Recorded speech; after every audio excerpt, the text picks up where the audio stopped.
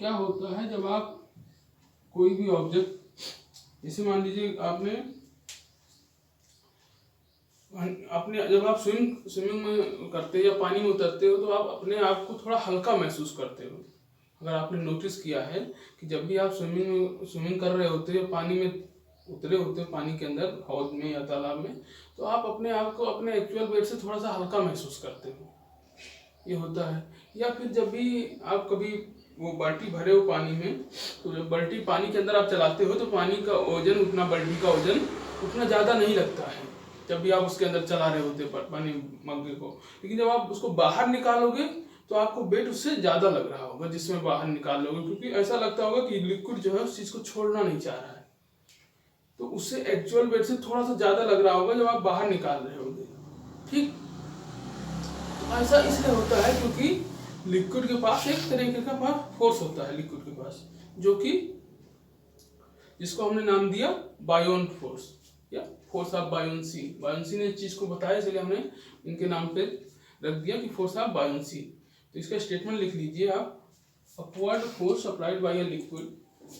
चाहिए ऐसे समझिए इस चीज को, और लिखने से पहले कि मान लीजिए आप पानी के अंदर कोई बोतल जो है पानी में दबा रहे हैं तो तुरंत सडन बाहर आ जाती है, बोतल जो है वो पानी से तुरंत बाहर आ जाएगी। कोशिश करिए, करके देखेंगे। कोई डिब्बा लीजिए और डिब्बा उसको आप अंदर पुश करोगे प्लास्टिक का, वो तुरंत पानी जो है उसको बाहर कर देगा, और जितना तेज से अंदर करोगे उतना जल्दी बाहर कर देगा, तुरंत बाहर करेगा। तो इससे हमने एक अनुमान लगाया कि जो पानी है, लिक्विड है, वो किसी भी ऑब्जेक्ट को ऊपर की तरफ पुश करता है।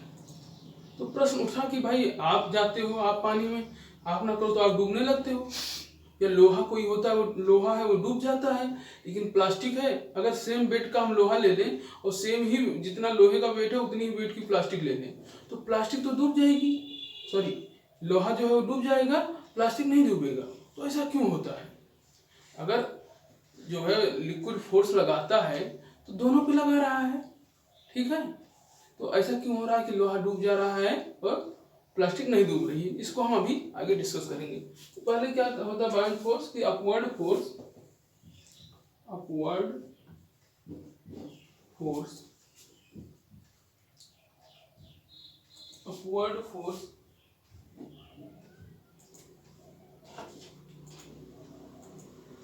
exerted by a liquid,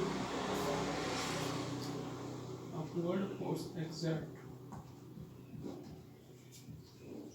by a liquid।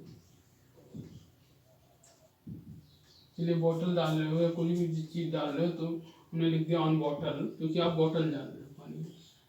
Upward force exerted by a liquid on bottle is known as, आप इसलिए कोई भी ऑब्जेक्ट लिख सकते हो, is known as, लिख देते हैं, is known as upward force exerted by a liquid on bottle is known as upthrust। उसको क्या हमने नाम दिया? अपथ्रस्ट। अपथ्रस्ट इसी को कहते हैं बायोन फोर्स, बायोन फोर्स, और इसी को कहते हैं फोर्स ऑफ बायोन्सी। इसके सब कई नाम हैं, जैसे आपके नाम होते हैं कई कई, फोर्स ऑफ बायोन्सी। ठीक, चलिए तो आगे बढ़ते हैं। इसमें हमें ये पता चल गया कि भाई जो सॉलिड जो लिक्विड है वो एक तरीके का फोर्स लगाता है, जिसको हमने क्या नाम दे दिया? Upward force. ये फोर्स जैसे कि हमारे लिक्विड के अंदर, मान लीजिए इसमें ये बीकर है, इसमें लिक्विड भरा है, आपने इसमें कोई ऑब्जेक्ट डाल दिया, कोई ऑब्जेक्ट डाला, तो इस ऑब्जेक्ट पे इधर वाला जो लिक्विड होगा ये भी इस पे फोर्स लगा रहा होगा, इधर का लिक्विड है ये भी फोर्स लगा रहा होगा, जो ऊपर इसकी लिक्विड है वो भी फोर्स लगा रहे होंगे। लेकिन जो एक्चुअल जिसको आप अपवर्ड फोर्स कहते हो किसको कहोगे? जो नीचे से लगेगा। हम केवल इस फोर्स को कहेंगे अपथ्रस्ट। इस फोर्स को क्या कहेंगे? जो फोर्स हमको ऊपर की तरफ लग रहा है इसी को आप अपथ्रस्ट कहोगे या अपवर्ड फोर्स कहोगे। ठीक, या इसको फोर्स ऑफ बायोन्सी, जो भी आपको नाम अच्छा लगे वो नाम दे सकते हो। ठीक, अब अगला प्रश्न ये उठा भाई कि ऐसा क्यों हो रहा है कि एक प्लास्टिक जो है सेम वेट सेम है, जितना इसका वेट है उतना ही लोहे का वेट है। दो ये प्लास्टिक ये तैरने लगता है पानी में और लोहा डूब जाता है। इसका क्या रीजन है? ठीक। अब आपको एक बात बता दें कि जो लोहा है, लोहा अगर आप मरकरी के सोल्यूशन में डाल दो, मरकरी में लोहा डाल दोगे तो वो नहीं डूबेगा। या कोई मतलब जो पत्थर ले लीजिए, कोई पतला सा पत्थर, आप उसको पानी में डालोगे वो डूब जाएगा, लेकिन उसको उठा के शहद में डाल दो वो नहीं डूबेगा। ठीक। तो ऐसा क्या है, इसमें दो चीज है। एक तो जो चीज आप डाल रहे हो उसमें क्या है, और जिसमें डाल रहे हो उसमें क्या है। समझ गए? पत्थर जो आप यूज कर रहे हो, पत्थर हो गया, आयरन हो गया या प्लास्टिक हो गया, इसमें और जो लिक्विड है उसमें, दोनों में क्या अंतर है। तो हम पहले लिक्विड के बारे में जानते हैं। ठीक है। तो आपको मैंने एक टर्म पहले बता दिया है, डेंसिटी। किसी भी ऑब्जेक्ट का जो वेट है या वेट जो है उसका, वो डेंसिटी पे उसके डिपेंड करता है। डेंसिटी क्या होती है कि उस ऑब्जेक्ट के जो एटम है वो कितने क्लोज हैं आपस में। उस ऑब्जेक्ट के जो एटम है वो आपस में कितने क्लोज हैं, इसकी डेंसिटी से पता चलता है। ठीक।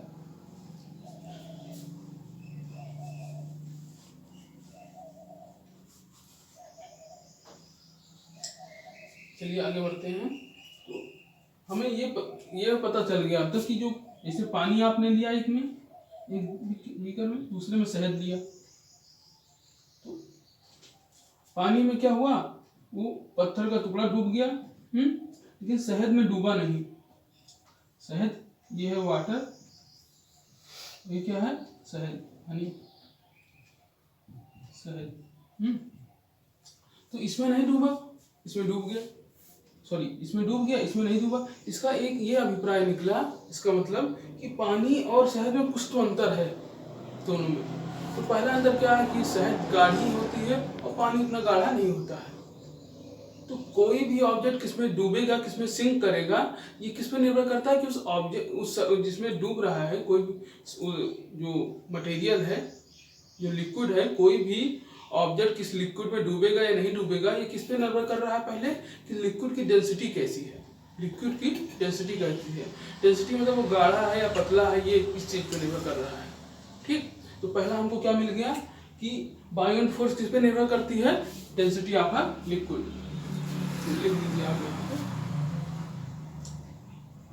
जो बायोन फोर्स है,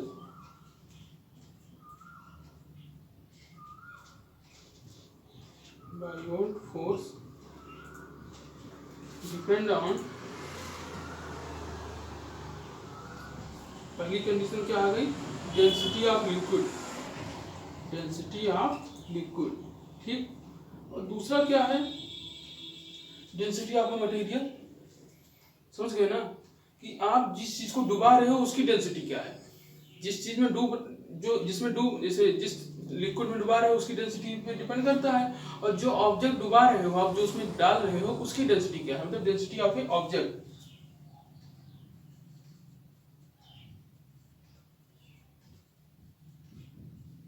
क्या है, जैसे लोहा हो गया, प्लास्टिक होगा, इसमें क्या अंतर है कि लोहे की जो आइटम्स है वो बहुत क्लोज है, प्लास्टिक में बहुत दूर है, इसीलिए हल्का है, वो स्ट्रॉन्ग है। ठीक। तो इसमें क्या हो गया कि दो चीज पे डिपेंड करता है, एक क्या है कि जिसमें लिक्विड की क्या डेंसिटी है और ऑब्जेक्ट की क्या डेंसिटी है। ठीक है। और आगे सोचते हैं इसमें कि इसमें हमें ये क्लियर हो गया कि किस किस चीज पे ये डिपेंड करता है, इसकी डेंसिटी किस पे डिपेंड करती है।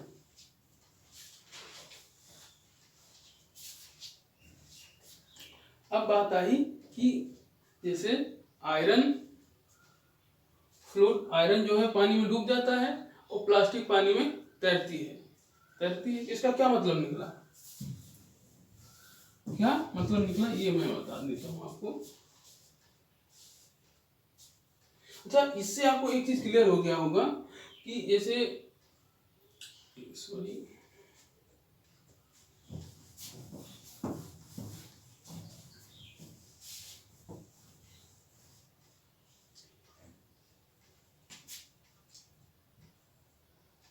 याद रखिए कि अब इसमें हो गया कि अगर ऑब्जेक्ट की जो डेंसिटी है, जिसको ये लिक्विड है, ये क्या है, ये कोई लिक्विड है, कोई भी लिक्विड है, और ये क्या है भाई, ये लिक्विड यहाँ तक भरा हुआ है पूरा, और ये ऑब्जेक्ट है,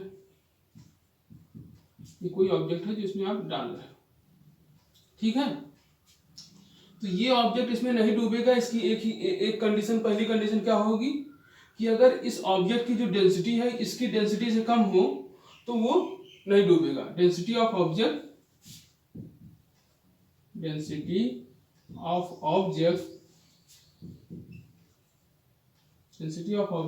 is less than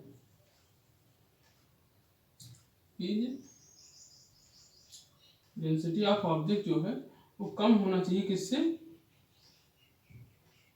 density of liquid से।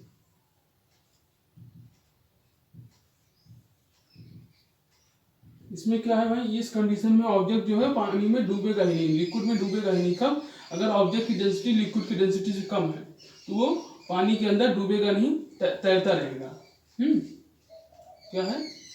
Object floating, object floating in water, ये लिक्विड, ठीक। ये पहली कंडीशन। दूसरी कंडीशन क्या है भाई कि कब वो सिंक कर जाएगा, कब डूब जाएगा, उसके लिए क्या कंडीशन है? अगर डेंसिटी ऑफ ऑब्जेक्ट, जो ऑब्जेक्ट आप उसमें डुबा रहे हैं, density of object greater than density of liquid, ठीक है। ये कब होगा? जब तब ऑब्जेक्ट क्या करेगा? सिंक कर जाएगा। अगर ये हो गया तो ऑब्जेक्ट क्या करेगा? सिंक कर जाएगा, मतलब डूब जाएगा। Object sink in a liquid, ठीक। ये दूसरी कंडीशन हो गई। देखिए क्या है, हम मान लीजिए आपको आयरन और प्लास्टिक का एग्जाम्पल ले लें। कल को क्वेश्चन कोई दूसरा आ जाए पेपर में आपके, उसमें कहा जाए कि किसी की डेंसिटी इतनी है, अगर आपसे कहा जाए कि लिक्विड की डेंसिटी कुछ है और एक ऑब्जेक्ट है जिसकी डेंसिटी ये है, आप बताइए उसमें वो करेगा कि नहीं करेगा? ये ऐसे क्वेश्चन कंपटीशन में आते हैं, मैं आगे सॉल्व कराऊंगा आपको। तो इसमें आपको पहले जान लीजिए कि अगर आपको जो ऑब्जेक्ट दे रखा है उसकी डेंसिटी लिक्विड की डेंसिटी से कम है, तब तो वो ऑब्जेक्ट जो है, अगर आपसे कह दिया जाए कि भाई जो ऑब्जेक्ट है उसकी डेंसिटी लिक्विड की डेंसिटी से कम है तो भाई तैरेगा, मतलब फ्लोट करता रहेगा। अगर उसकी डेंसिटी लिक्विड की डेंसिटी से ज्यादा है तो क्या करेगा? डूब जाएगा। और अगर दोनों बराबर हैं तो वो बिल्कुल मतलब डूबते हुए तैरेगा, ठीक है। If density of liquid object equal to density of liquid, क्या होगा कि ऑब्जेक्ट जो है, जैसे मान लीजिए ये है, ये लिक्विड है, ऑब्जेक्ट ऐसे रहेगा, ये ऐसे ना डूबेगा पूरी तरह से और ना पूरी तरह से फ्लोट कर रहा होगा, ऐसे पानी में रहेगा। इसमें कंडीशन क्या थी? इसमें क्या था? ऑब्जेक्ट अगर ऐसी कंडीशन रहेगी तो ऑब्जेक्ट क्या कैसा रहेगा? ऐसे ऊपर तैरता रहेगा। इसमें भाई क्या था कि अगर ऐसी कंडीशन रहेगी